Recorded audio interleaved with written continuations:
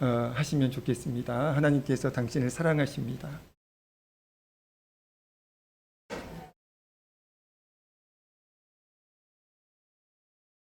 오늘 말씀 제목은 기적을 체험하는 신앙인데요. 어떻게 말씀 제목이 마음에 드십니까? 아니면 부담이 되시나요? 부담이 아니라, 오늘 말씀 제목이 부담이 아니라 여러분의 믿음이 되어지고 여러분의 소망이 되어지기를 우리 주의 이름으로 간절히 축원드립니다. 기적을 체험하는 신앙은 곧 어떤 신앙일까요? 살아계신 하나님을 체험하는 신앙입니다. 시편 14편 1절에 우리가 잘 아는 말씀인데요. 어리석은 자는 그의 마음에 이르기를, 누가 없다고 한다고요? 하나님이 없다 하도다, 이렇게 말씀하고 있습니다. 그렇다면 지금 예배를 드리고 있는 저와 여러분은 최소한 하나님을 인정하지 않고 부정하는 그 어리석음은 없습니다. 우리는 지금 하나님께서 살아계심을 믿고 예배를 드리고 있잖아요. 그런데 그 수준에만 우리의 신앙이 머물러 있으면 안 된다는 것입니다. 하나님이 계신 것을 인정하는 그 신앙은 물론이고, 살아계신 하나님을 체험하는, 기적을 체험하는 그 신앙이 우리에게 경비가 되어야 할 줄로 믿습니다. 구약성경 호세아 6장 3절 말씀과 그리고 6장 6절 말씀은 우리에게 굉장히 익숙한 말씀이죠. 호세아 6장 3절 말씀은 이 말씀입니다. 우리가 여호와를 알자, 힘써 여호와를 알자. 그리고 6장 6절은 나는 인애를 원하고 제사를 원하지 아니하며 번제보다 하나님을 아는 것을 원하노라, 이렇게 말씀하고 있잖아요. 여러분, 그래서 이 말씀을 우리가 하나님을 잘 알아야 되는구나, 어떤 분이신지 우리가 잘 알아야 되는구나, 그래서 성경을 열심히 공부해야 되겠구나, 그렇게 생각을 이제 많은 분들이 그렇게 생각을 해요. 틀리지는 않습니다. 그런데 이 호세아 6장 3절과 6장 6절에서 안다라고 하는 이 말은 히브리어로 야다입니다. 야타가 아니고 야다예요. 무슨 뜻일까요? 지식적으로 안다는 뜻이 아니라 체험적으로 안다는 뜻이에요. 체험하면 알게 된다는 겁니다. 다시 말하면 호세아 6장 3절 말씀과 6장 6절 말씀은 살아계신 하나님을 체험하라는 그 의미를 가지고 있습니다. 이 시간 저는 저와 여러분의 신앙이 하나님이 계신 것을 인정하는 그 신앙을 넘어서 살아계신 하나님을 체험하는, 기적을 체험하는 신앙이 되어지기를 간절히 소망하면서, 이 기적을 체험하는 신앙은 두 가지 대가를 요구한다는 사실을 이 시간 나누려고 합니다. 여러분, 기적은 공짜로 오는 것이 아니에요. 살아계신 하나님을 체험하는 그 은혜는 공짜로 주어지지 않습니다. 대가를 요구해요. 두 가지 대가를 요구하는데요. 세 가지가 아니고 두 가지. 첫 번째 기적의 첫 번째 대가는 무엇일까요? 믿음의 기도입니다. 우리 같이 한번 읽어볼까요? 자, 기적의 첫 번째 대가. 자, 시작. 네, 믿음의 기도입니다. 아멘. 3절 말씀 읽어보겠습니다. 오늘 보면 3절입니다. 시작. 예수의 어머니가 예수에게 이르되 저들에게 포도주가 없다니.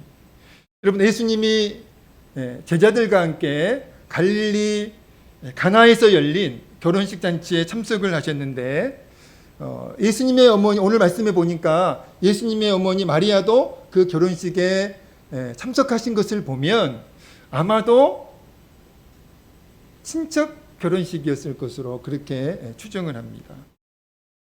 그런데 그 결혼식 잔치에서 심각한 문제가 발생을 하는데요.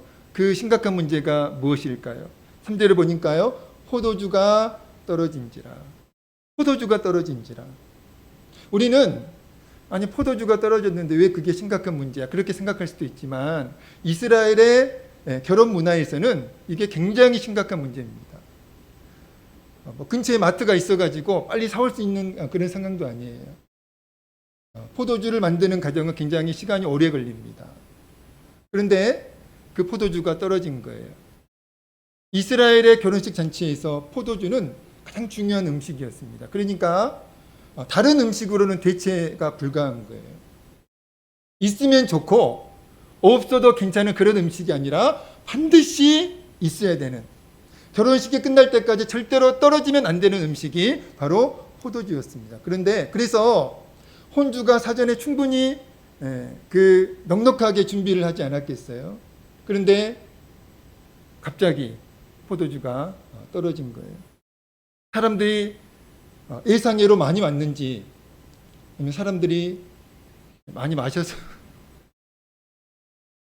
여러분 성찬식 때 너무 많이 마시면 안 돼요.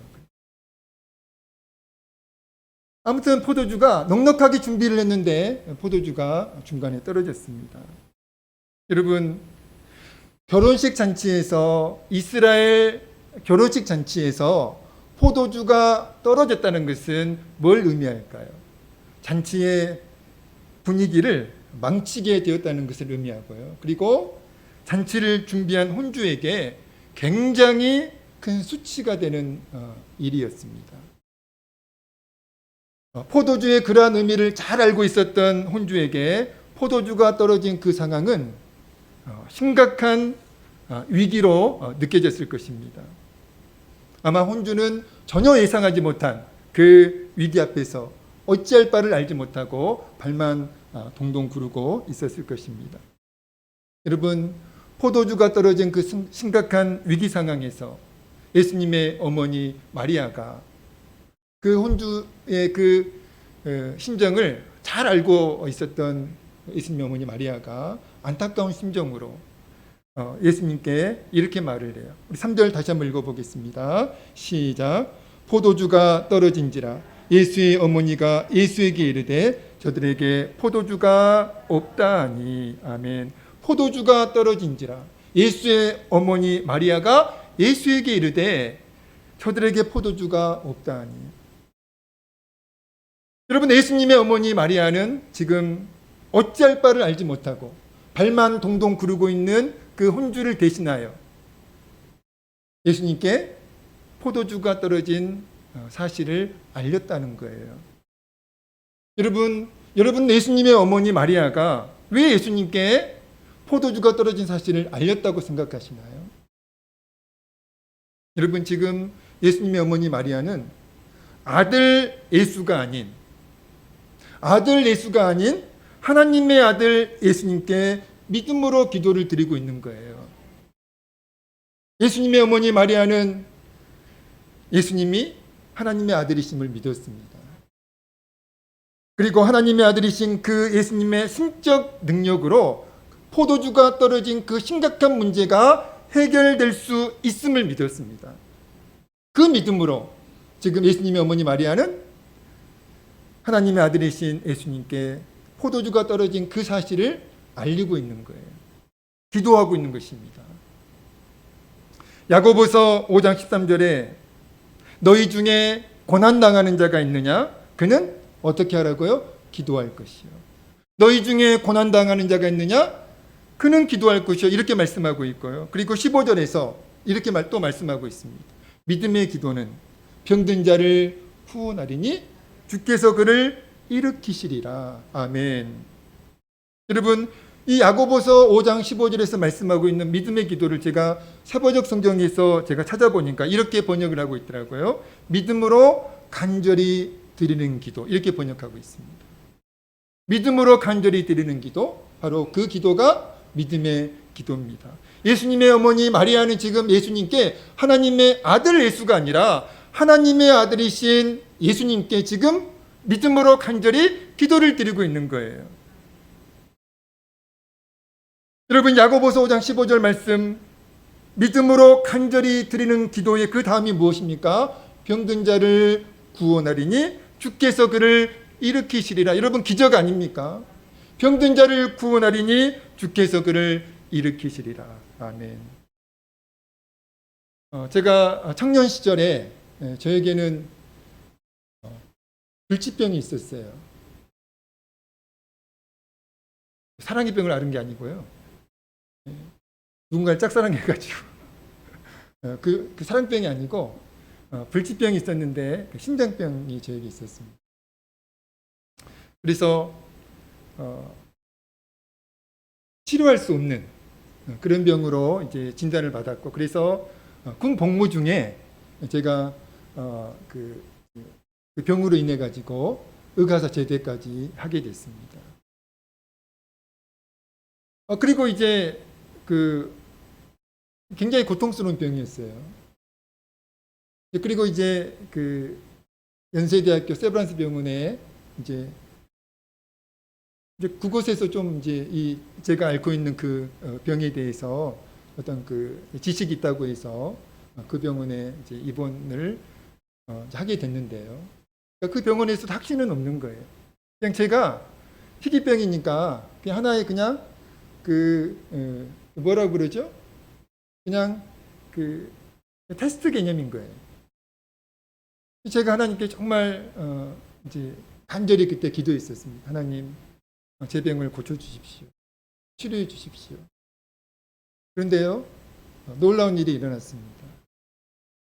그냥 시험 삼아서 한번 테스트를 해본 건데 그게 치료가 됐어요. 완치가 됐습니다. 지금 멀쩡해요. 그 이후로 단 한 번도 그 증상이 발현되지 않고 있습니다. 그럼 기적 아니에요? 여러분, 하나님께서 제 기도를 들으시고 제가 간절히 믿음으로 드린 그 기도를 들으시고 하나님께서 역사하신 거예요. 여러분, 기적입니다. 저에게 기적이 일어난 거예요. 여러분, 야고보서 5장 15절에서 믿음으로 간절히 드리는 기도의 그 결과가 무엇입니까? 이렇게 말씀하고, 병든 자를 구원하리니 주께서 그를 일으키시리라. 아멘. 여러분, 그렇습니다. 믿음의 기도는 기적을 체험하는 통로이고요, 살아계신 하나님을 체험하는 통로인 줄로 믿습니다. 에레미야 29장 12절 13절에서 이렇게 말씀하고 있습니다. 너희가 내게 부르짖으며 내게 와서 기도하면 내가 너희들의 기도를 들을 것이요, 너희가 온 마음으로 나를 구하면 나를 찾을 것이요 나를 만나리라. 아멘. 여러분, 우리가 왜 살아계신 하나님을 체험하지 못할까요? 왜 우리의 신앙에는 기적이 일어나지 않을까요? 왜 우리의 신앙에는 기적이 그렇게 희귀할까요? 너희가 온 마음으로 나를 구하면 나를 찾을 것이요 나를 만나리라 하나님께서 약속하고 계시잖아요. 하나님께서 믿음의 기도에 무엇을 약속하고 계시나요? 나를 찾을 것이요 나를 만나리라. 즉, 살아계신 하나님을 체험하는 은혜를 약속하고 계시잖아요. 문제는 우리가 하나님을 간절히 찾지 않으니까, 하나님께 간절히 은혜를 구하지 않으니까 우리가 기적을 경험하지 못하고 살아계신 하나님을 체험하지 못하는 것입니다. 저와 여러분이 정말 간절히 오늘 마리아와 같이 하나님께서 살아계심을 믿고 우리가 그 하나님께 믿음으로 간절히 기도하면, 한 번 기도하는 것이 아니라 두 번 기도하는 것이 아니라, 여러분, 간절히는 끝까지 기도하는 거예요. 끝까지 기도하는 겁니다. 도중에 포기하는 기도는 끝까지 기도하는 게 아니에요. 믿음의 기도가 아닙니다. 끝장을 보는 거예요. 하나님께서 응답하여 주실 때까지, 하나님께서 나를 만나 주실 때까지 간절히 기도하는 기도가 바로 믿음의 기도입니다. 그렇게 기도하면 반드시 하나님을 만나는, 하나님을 체험하는, 기적을 체험하는 은혜가 있게 될 줄로 믿습니다. 사랑하는 성도 여러분, 위기는, 세상 사람들에게 위기는 그냥 위기인 거예요. 그러나 하나님의 사람들에게 위기는 기회입니다. 조로의 기회예요. 어떤 기회입니까? 기적을 체험할 수 있는, 살아계신 하나님을 체험할 수 있는 조로의 기회임을 믿으시기 바랍니다. 그리고 마리아와 같이 하나님께 믿음으로 기도하셔서 꼭 여러분 기적을 체험하는, 살아계신 하나님을 체험하는 은혜가 있기를 우리 주의 이름으로 간절히 축원드립니다. 기적의 두 번째 대가는 무엇일까요? 같이 한번 읽어보겠습니다. 기적의 두 번째 대가입니다. 시작. 그렇습니다. 기적의 첫 번째 대가는 믿음의 기도였고요. 기적의 두 번째 대가는 무엇입니까? 절대적 순종입니다. 예수님이 어머니 마리아의 말을 들으신 후에 하인들에게 무엇을 명령하셨죠? 6절 7절입니다. 같이 읽겠습니다. 시작. 유대인의 정결 예식을 따라 두세 통 드는 돌 항아리 6이 놓였는지라. 예수께서 그들에게 이르시되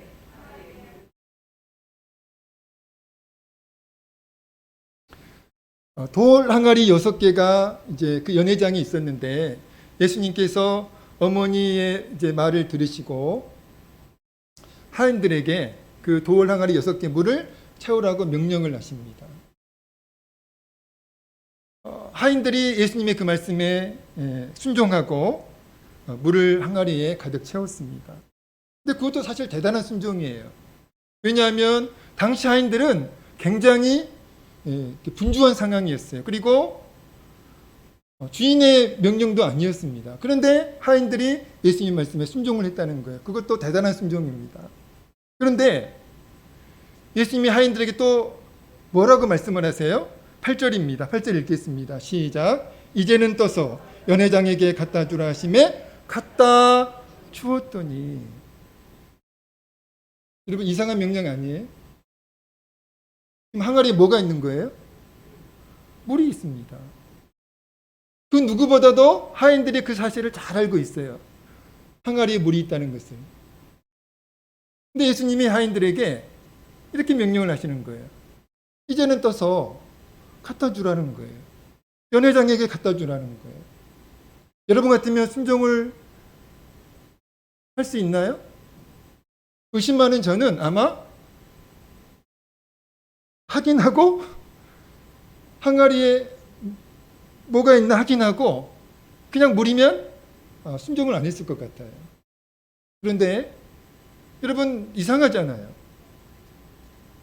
그러나 하인들은 이해할 수 없는 그 예수님의 말씀에 순종을 합니다. 그리고 떠서 갖다 주었더니 이렇게 말씀하고 있어요.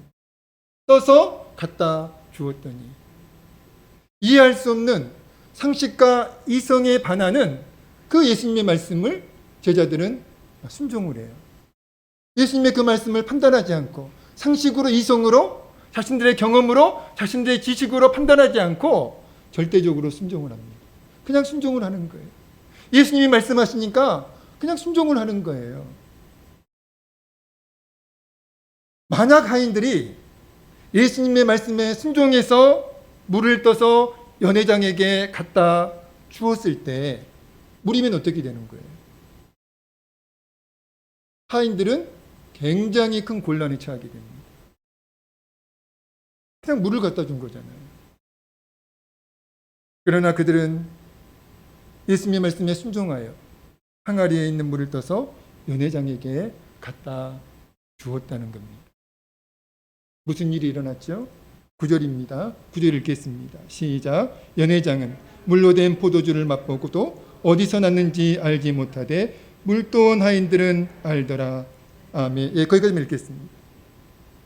여러분, 하인들이 이해할 수 없는, 납득할 수 없는 예수님의 그 말씀에 순종하였을 때 물이 변하여 포도주가 되는 놀라운 기적이 일어났습니다. 사랑하는 성도 여러분, 기적은요 아무에게나 일어나지 않습니다. 아무에게나 일어나면 기적이 아니죠. 기적은 하나님의 말씀에 절대적으로 순종하는 사람들에게만 일어나는 하나님의 특별한 선물인 줄로 믿습니다. 누가복음 5장 4절에서 예수님이 베드로에게 하신 말씀이 있어요. 고기를 잡고 있는 어부에게, 그 예수님이, 베드로는 어부였잖아요. 이렇게 말씀을 하세요. 깊은 데로 가서 그물을 내려 고기를 잡으라. 여러분, 그때 당시 상황은 베드로가 밤새 고기를 잡았는데 단 한 마리도 잡지 못하고 허탕을 치고 있던 그 상황이었어요. 여러분, 베드로는 그 갈릴리 호수가 굉장히 익숙한 공간이에요. 너무나 잘 알고 있습니다.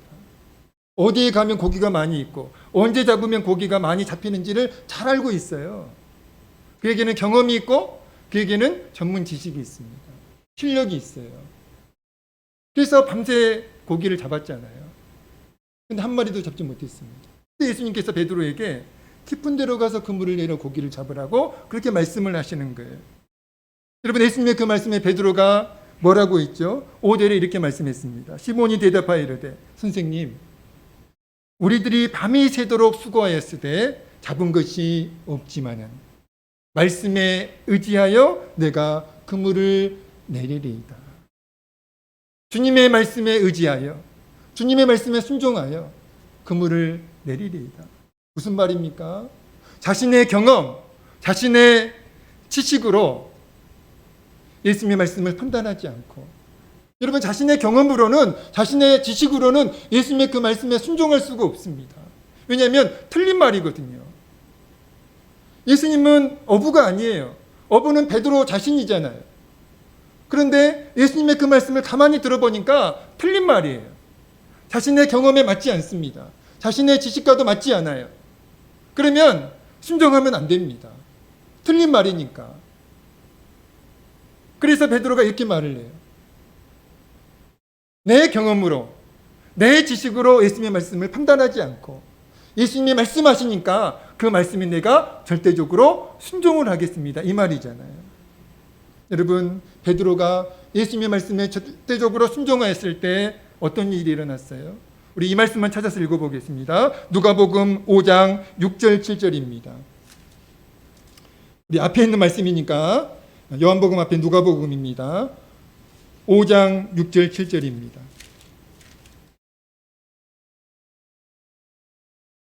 누가복음 5장 6절 7절 함께 읽겠습니다. 시작. 그렇게 하니 고기를 잡은 것이 심이 많아 그물이 찢어지는지라. 이에 다른 배에 있는 동무들에게 손짓하여서 도와달라 하니 그들이 와서 2배 채움에 잠기게 되었더라. 아멘. 여러분, 밤이 새도록 수고를 했는데 단 한 마리도 고기를 잡지 못했습니다. 그런데요, 이해할 수 없는 예수님의 말씀에 베드로가 순종하였을 때 기적이 일어나요. 기적이 일어납니다. 어떤 성도님이 설교 시간에 11조 말씀을 들었어요. 그런데 그때 당시 그 성도님의 상황은 너무나 어려웠습니다. 그래서 11조를 할 수 있는 그 상황이 아니었던 거예요. 경제적으로 너무 어려웠던 상황이었으니까. 근데 그때 이제 그 목사님이 11조 설교를 하신 거예요. 그래서 그 성도님이 그 목사님의 그 11조 설교에 상처를 받으셨어요. 결국 그 상처를 극복하지 못하고 교회를 떠나셨고 또 신앙을 떠나셨습니다. 제가 한번 곰곰이 생각을 해봤어요. 맞습니다. 그분이 처한 상황은 11조를 할 수 있는 상황이 아니에요. 그러니까 11조 설교를 하신 그 목사님의 설교가 은혜가 되지 못하고 상처가 되었던 거죠. 인간적으로는 충분히 이해가 돼요. 충분히 공감을 합니다. 우리도 그럴 때가 있잖아요. 어려운데 11조를 할 수 없는 그 상황. 어려우니까. 근데 제가 곰곰이 생각을 해봤어요. 만약 현실과 상황은 목사님의 그 말씀에 순종할 수 없지만, 상식과 이성으로는 순종할 수 없지만, 당장 살 돈도 없는데, 만약 목사님의 그 말씀에 순종하셨다면 어떻게 되었을까? 저는 확신합니다.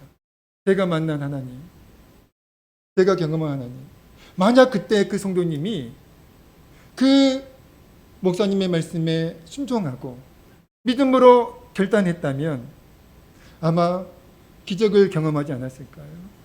그 이후에 살아계신 놀라운 하나님께서 베풀어 주시는 놀라운 은혜를 경험하셨을 것이라고 저는 믿습니다. 아브라함이 독자 이삭을 번제로 바치라고 명령하셨을 때 여러분 어떻게 바쳐요? 말이 안 되는 명령이잖아요. 100세에 얻은 그 사랑스러운 아들을 어떻게 죽여서 번제로 바칩니까? 하나님의 그 말도 안 되는 명령에 어떻게 순종할 수 있어요? 상식에 반하고 이성에 반하는 하나님의 말씀입니다. 그런데 아브라함은 순종을 해요. 순종을 합니다. 아브라함이 하나님의 말씀에 순종하였을 때 하나님께서 예비해 놓으신 순양을 발견하게 되었고, 그 순양으로 이삭을 대신하여 하나님께 번제를 드립니다. 그리고 결국 아브라함은 하나님께 놀라운 축복을 받게 됩니다. 그 말씀이 창세기 22장 15절에서 18절 말씀입니다. 여러분, 이겁니다.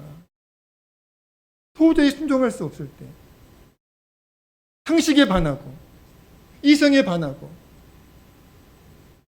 내 경험으로, 내 지식으로는 도저히 말이 안 되는 거예요.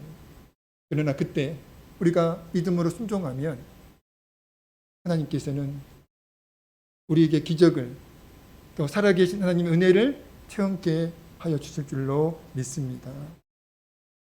이따 예배 이제 말씀 끝나고 찬양할 이제 찬양이 온 맘 다해라는 찬양인데, 그 찬양 가사에 이런 가사가 있어요. 다 이해할 수 없을 때라도 감사하며 날마다 순종하며 따르오리다. 이해할 수 없어요. 이해할 수 없습니다. 납득이 되지 않아요. 이해가 되지 않습니다. 어떻게 독자 이삭을 번제로 바쳐요? 어떻게 예수님의 말씀에 순종해서 내가 내 경험에 반하는 그 예수님의 말씀, 내 지식에 반하는 그 예수님의 말씀에 어떻게 순종할 수 있어요? 그러나 순종했더니 그때 기적이 일어나는 거예요. 순종했더니 그때 살아계신 하나님을 경험하게 되는 거예요. 이게 믿음의 비밀인 줄로 믿습니다. 다 이해할 수 없지만 감사하며 순종할 때 우리도 기적을 경험하게 될 줄로 믿습니다. 우리도 살아계신 하나님을 체험하게 될 줄로 믿습니다. 하인들은 예수님의 말씀을 다 이해할 수 없었어요. 그러나 순종했습니다. 자기들이 항아리에 물을 갖다 부었잖아요. 근데 그 물을 떠서 갖다 주라고 하는 그 말도 안 되는 그 예수님의 말씀에 하인들은 순종을 합니다.